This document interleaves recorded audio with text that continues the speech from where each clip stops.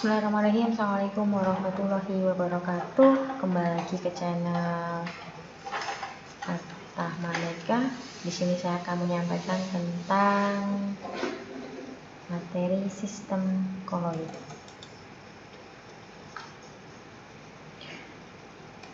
Nah, sebelumnya kalian harus tahu dulu tentang apa itu perbedaan antara campuran homogen dan heterogen ya. Dimana campuran homogen itu adalah campuran yang zat terlarut maupun pelarutnya itu menyatu dan tidak dapat dibedakan. Kemudian tidak dapat disaring, terdiri dari satu fase, dan contohnya adalah campuran air sama gula. Untuk contoh campuran heterogen itu adalah yaitu zat larut dan pelarutnya terpisah, dapat dibedakan, kemudian dapat disaring, terdiri dari dua fase. Untuk contoh campurannya adalah campuran air dan pasir. Nah, sebelum ke materi koloid, coba amati ketiga gambar ini ya. Apakah perbedaan dari ketiga gambar? Yang gelas satu adalah campuran antara air dan gula, kemudian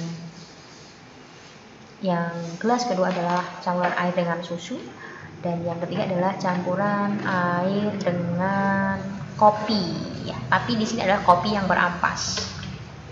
Oke. Nah, kalau kita amati ya ketiga campuran tersebut, perbedaannya ada yang pertama dari gelas yang pertama adalah gelas yang terdiri dari gula dalam air, yaitu cenderung stabil, terdiri dari satu fase, tidak dapat disaring, kemudian campurannya bersifat homogen. Ketika diberi seberkas sinar, maka sinar itu akan diteruskan. Maka gula dalam air ini adalah tergolong ke dalam larutan sejati. Kemudian ketika susu di dalam air itu adalah campurannya relatif stabil ya, terdiri dari dua fase, dapat disaring dengan penyaring ultra, kemudian campurannya bersifat heterogen. Ketika diberi seberkas sinar, maka akan dapat menghamburkan cahaya. Dari sini kita bisa menyimpulkan bahwa susu dalam air ini tergolong ke dalam jenis koloid. Nah, untuk kopi di dalam air itu adalah campuran yang tidak stabil. Dia terdiri dari dua fase, dapat disaring, kemudian campurannya bersifat heterogen, tidak dapat meneruskan cahaya, maka di sini nanti campuran kopi dalam air tergolong ke dalam suspensi kasar. Nah, dari sini kita bisa menyimpulkan apa itu arti dari koloid ya, di mana sistem koloid itu merupakan jenis campuran heterogen yang terbentuk karena adanya dispersi suatu zat ke dalam zat lain yang dicampurkan. Ya, kalau dilihat dari ukuran partikel terlarutnya, yaitu fase terdispersi koloid itu berada di antara larutan sejati dan suspensi kasar. Nah, di dalam koloid itu sendiri terdiri dari fase terdispersi dan fase pendispersi ya. Fase terdispersi itu adalah zat yang mengalami penyebaran. Sedangkan fase terdispersi atau bisa dikatakan medium pendispersi adalah zat yang menyebabkan penyebaran. Nah, contohnya di dalam koloid adalah santan ya. Jika kita lihat lebih jelas, ternyata pada santan itu terdapat butiran minyak di dalam air. Butiran minyak tersebut mempunyai fase berbeda dengan air, walaupun keduanya berwujud cair. Butiran minyak sebagai fase terdispersi atau zat yang mengalami penyebaran, sedangkan air sebagai fase pendispersi atau zat yang menyebabkan penyebaran. Nah, oke, kita amati untuk ketiga gambar ini ya. Ada perbedaan larutan, koloid, dan suspensi ya. Ini tadi adalah larutan yang sifatnya jernih, satu fase. Kemudian kalau koloid ini adalah heterogen 2 fase, dan yang terakhir adalah suspensi, itu ada 2 fase juga heterogen ya. Nah, kalau kita tadi beri seberkas sinar, maka kita bisa melihat di sini, dari sini akan, kalau dari larutan akan sinar diteruskan. Ketika di koloid, maka sinar akan mengalami penghamburan. Dan terakhir ketika disuspensi, maka di sini tidak dapat meneruskan cahaya. Nah, jenis-jenis koloid itu ada 8 jenis ya. Sebenarnya kalau dilihat dari fase zat itu ada 3, padat, cair, gas gitu ya. Nah, dalam fase terdispersi padat, dalam fase pendispersi gas, padat bisa dalam cair, padat dalam padat gitu ya. Nanti akan kita bahas satu-satu ya. Ketika fase terdispersinya padat dalam fase pendispersinya gas, maka disebut dengan nama aerosol padat ya. Untuk contoh koloidnya adalah ada asap, ada debu.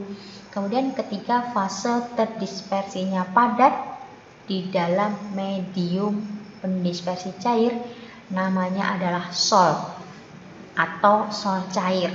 Nah, untuk contohnya adalah cat, tinta, tepung dalam air maupun tanah liat. Kemudian ketika padat di dalam padat disebut dengan jenis koloid sol padat. Contohnya ada gelas berwarna, intan hitam, paduan logam. Nah, untuk fase terdispersinya cair dalam medium gas disebut dengan aerosol cair. Untuk contohnya adalah ada hairspray dan obat nyamuk, ada kabut, ada awan. Fase terdispersinya cair dalam medium cair disebut dengan emulsi. Ya, contoh koloidnya adalah susu, mayones, krim, santan, minyak ikan. Kemudian fase terdispersinya cair dalam medium padat disebut dengan jenis koloid emulsi padat. Contohnya adalah jelly, keju, mentega. Kemudian untuk fase terdispersi gas dalam medium cair disebut dengan buih atau buih cair. Contohnya adalah putih telur yang dikocok, busa sabun. Kemudian fase terdispersinya gas dalam medium padat disebut dengan istilah buih padat atau busa padat. Contohnya adalah styrofoam, karet busa maupun batu apung. Nah, di sini untuk fase gas dalam medium gas itu tidak ada. Kenapa? Jawabannya, kenapa kok tidak ada koloid yang terdiri dari fase terdispersi gas dalam medium gas? Yaitu karena ketika campuran gas itu dengan gas, maka selalu menghasilkan campuran yang bersifat homogen dalam segala perbandingan. Sehingga pencampuran ini dikatakan larutan sejati. Sedangkan dalam bentuk koloid harus bersifat heterogen. Nah, untuk selanjutnya adalah sifat-sifat koloid. Nah, ada efek tindal, gerak Brown, adsorpsi, koagulasi, dialisis, elektroforesis, koloid pelindung, koloid liofil, dan liofobik. Ini nanti akan kita bahas satu persatu ya. Nah, untuk efek tindal itu sendiri adalah penghamburan cahaya oleh partikel koloid. Contoh aplikasi dalam kehidupan sehariannya adalah satu adalah sorot lampu mobil pada kabut di malam hari. Masuknya cahaya matahari melalui celah atap atau terjadinya pelangi. Itu adalah contoh dari efek tindal. Kemudian untuk sifat yang kedua adalah gerak Brown, yaitu gerak zigzag partikel koloid karena adanya tumbukan antar partikel koloid. Dengan adanya gerak Brown ini, menyebabkan partikel koloid menjadi stabil atau tidak mengendap. Nah, contoh gerak bulan adalah gerak partikel debu. Untuk sifat yang ketiga yaitu adsorpsi, di mana terjadi penyerapan ion atau molekul oleh permukaan partikel koloid. Untuk contoh aplikasinya adalah pemutihan gula, penghilangan bau badan dengan deodoran, dan penyembuhan sakit perut dengan norit. Untuk sifat yang keempat yaitu koagulasi, di mana pengendapan atau penggumpalan partikel koloid karena adanya pemanasan, penambahan elektrolit yang muatannya berwarna. Nah, di sini makin besar muatan elektrolit, maka penggumpalan koloid akan semakin efektif. Untuk contoh penerapan aplikasi koagulasi dalam kehidupan sehari adalah pembentukan delta di muara sungai, kemudian penggumpalan lateks, dan penggumpalan darah. Untuk sifat yang kelima yaitu dialisis, yaitu penghilangan ion pengganggu oleh partikel koloid. Untuk aplikasinya adalah contoh dari proses cuci darah pada penderita diabetes. Untuk sifat yang keenam, elektroforesis, yaitu gerakan partikel terdispersi relatif terhadap fluida di bawah pengaruh medan listrik yang seragam secara spasial. Contohnya adalah penggunaan kotrel pada cerobong asap pabrik. Sifat yang ketujuh, koloid pelindung, yaitu koloid yang mampu melindungi koloid lain agar tidak mengalami koagulasi. Contohnya adalah penambahan kasein pada susu dan penambahan gelatin pada es krim. Nah, untuk sifat yang kedelapan yaitu koloid liofil dan liofob. Nah, di sini ada perbedaan antara koloid liofil dan liofob. Nah, untuk koloid liofil itu sendiri yaitu mengabsorpsi mediumnya, kemudian dapat dibuat dengan konsentrasi yang relatif besar, tidak mudah digumpalkan dengan penambahan elektrolit. Viskositasnya lebih besar daripada mediumnya, bersifat reversibel, dan efek indahnya lemah. Sedangkan untuk koloid liofob tidak mengabsorpsi mediumnya, hanya stabil pada konsentrasi kecil, mudah menggumpal dengan penambahan elektrolit, viskositas hampir sama dengan mediumnya, tidak bersifat reversibel, efek tindanya lebih jelas. Nah, untuk selanjutnya yaitu cara pembuatan koloid, di mana cara pembuatan koloid ini ada dua proses. Yang pertama adalah proses dispersi, yaitu mengubah partikel kasar menjadi koloid. Nah, proses dispersi di sini ada beberapa cara. Yang pertama adalah cara mekanik, yaitu dengan cara penggerusan atau penggilingan suatu zat padat. Contohnya adalah koloid yang dibuat dalam proses ini adalah koloid grafit untuk pelumas, tinta cetak, cat, dan sol belerang. Kemudian dengan cara yang kedua peptisasi, yaitu penambahan elektrolit yang mengandung ion sejenis. Contohnya adalah sol NiS dibuat dengan menambahkan H2S ke dalam endapan NiS. Di sini ion sejenisnya adalah S, ya. Kemudian yang kedua adalah sol AgCl dibuat dengan penambahan HCl ke dalam endapan AgCl. Nah, untuk cara yang ketiga adalah busur breeding, di mana ini adalah memakai loncatan bunga api. Contohnya adalah sol logam yang dibuat dengan busur breeding. Untuk proses yang kedua adalah proses koagulasi, yaitu di mana dengan cara mengubah partikel larutan menjadi partikel koloid.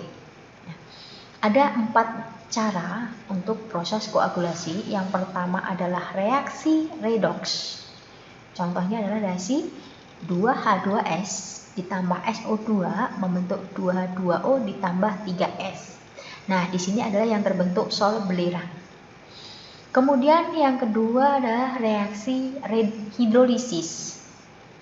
Contohnya adalah FeCl3 ditambah dengan 3H2O membentuk FeOH 3 kali. Ya, koloidnya adalah koloid FeOH 3 kali plus 3HCl. Untuk cara yang ketiga adalah dekomposisi rangkap. Nah, untuk contoh reaksinya ada H3ASO3 ditambah H2S membentuk AS2S3, koloidnya ini tambah 6H2O. Nah, untuk cara yang keempat adalah penggantian pelarut, di mana belerang suka larut dalam air tetapi mudah larut dalam alkohol seperti etanol. Jadi, untuk membuat sol belerang dengan medium pendispensi air, belerang dilarutkan terlebih dahulu ke dalam etanol sampai jenuh. Setelah larut, larutan belerang dalam etanol ini ditambahkan sedikit demi sedikit ke dalam air sambil diaduk. Belerang akan menggumpal menjadi partikel koloid, akibatnya penurunan kelarutan belerang dalam air. Nah, untuk yang terakhir adalah peran koloid dalam kehidupan sehari-hari. Ya. Banyak penggunaan koloid, salah satunya adalah contoh di industri makanan, itu ada keju, mentega, susu, saus salad. Kemudian di industri kosmetik dan perawatan tubuh ada krim, pasta gigi, sabun. Di industri cat ada cat. Kemudian di industri kebutuhan rumah tangga seperti sabun, deterjen. Di industri pertanian ada pestisida dan insektisida. Di industri farmasi, minyak ikan, pensilin untuk suntik. Oke, mungkin hanya itu yang bisa saya sampaikan. Terima kasih. Wassalamualaikum warahmatullahi wabarakatuh.